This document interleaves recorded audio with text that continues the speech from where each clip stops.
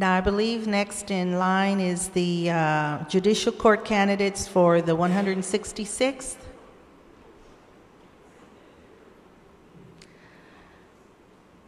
Karen Crouch is not here, I believe. Laura Salinas, Kim Pettit, Stephanie Walsh, and Comerio.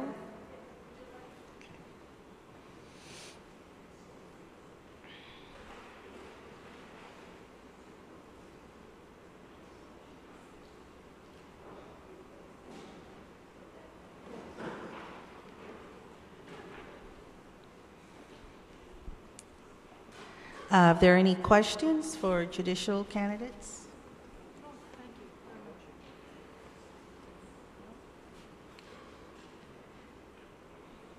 We're actually on the same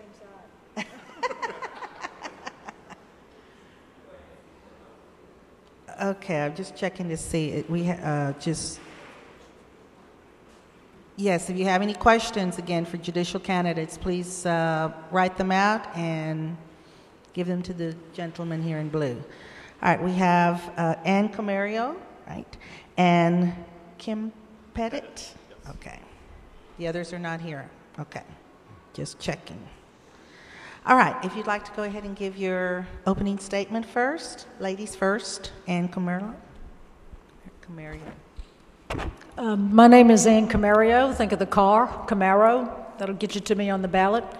I want to say thank you to this church for having the guts to put on a political deal. And for those churches who are afraid, all I can say is if God is for you, who is against you? Having said that, I do know that God can work through anybody, both believers and non-believers. I am endorsed by the Texas Leadership Coalition as well as the Pastors PAC. I have been in Bible Study Fellowship for 24 years and am chaplain of Alamo City Republican Women, which is the largest Republican grassroots women's group in the state of Texas.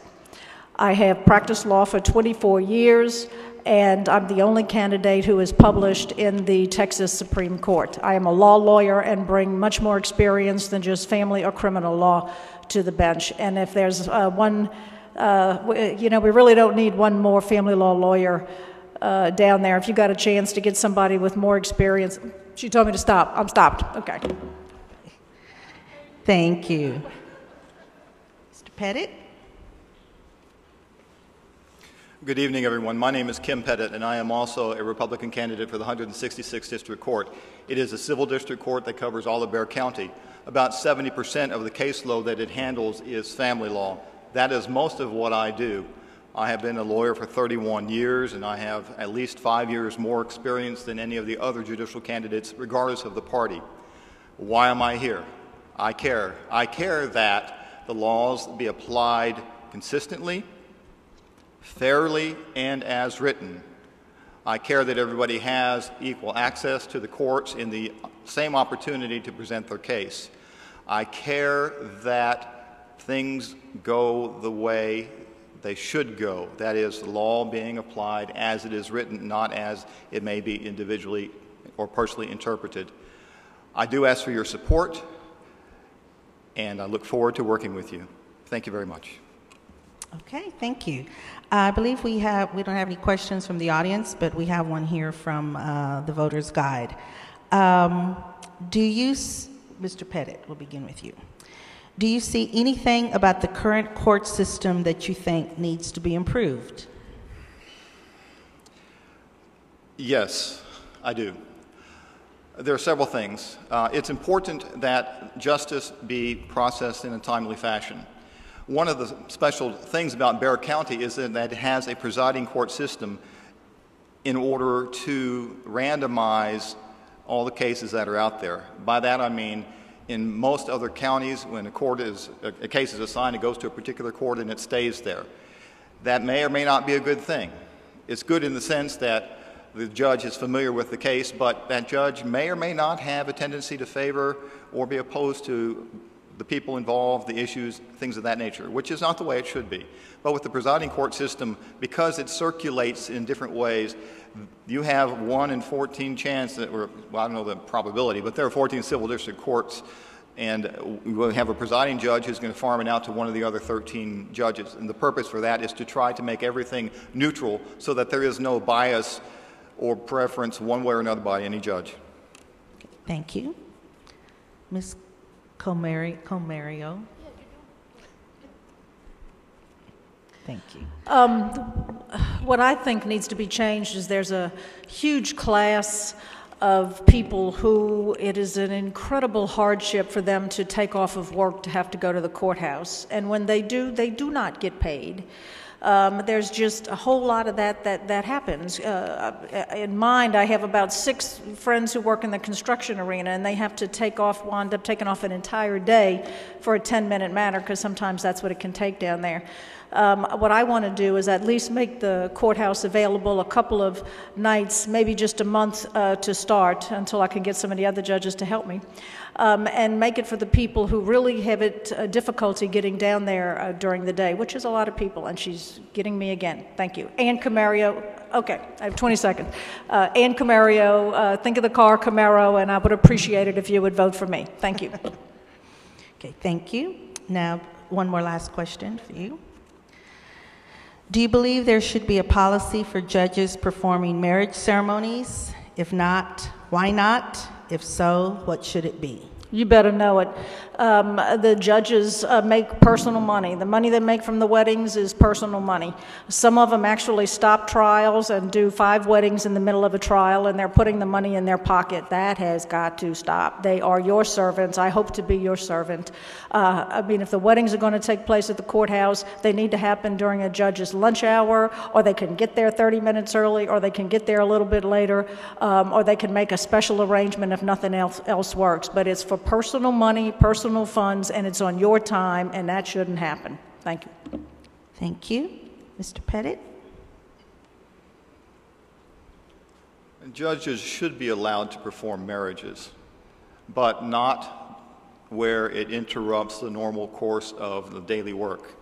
Nor should judges be personally compensated because they're already working for the county anyway.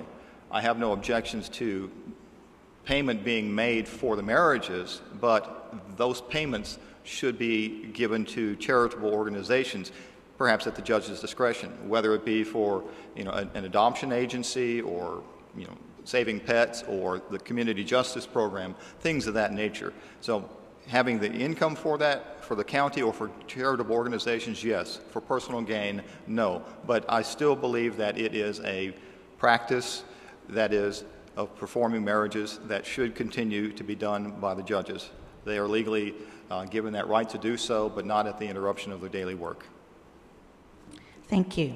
Now you go ahead and give your final statement, closing remark. Thank you.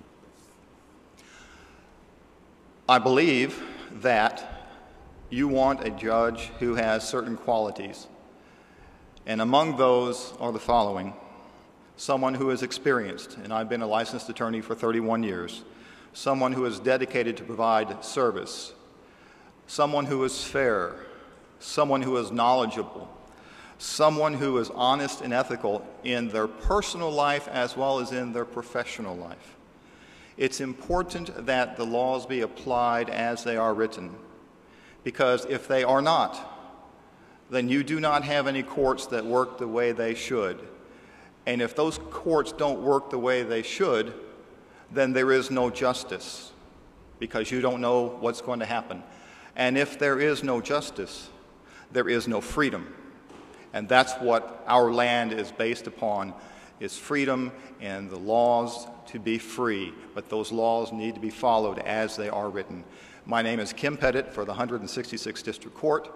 Vote for Pettit. Don't forget it. Thank you. Ms. Comerio?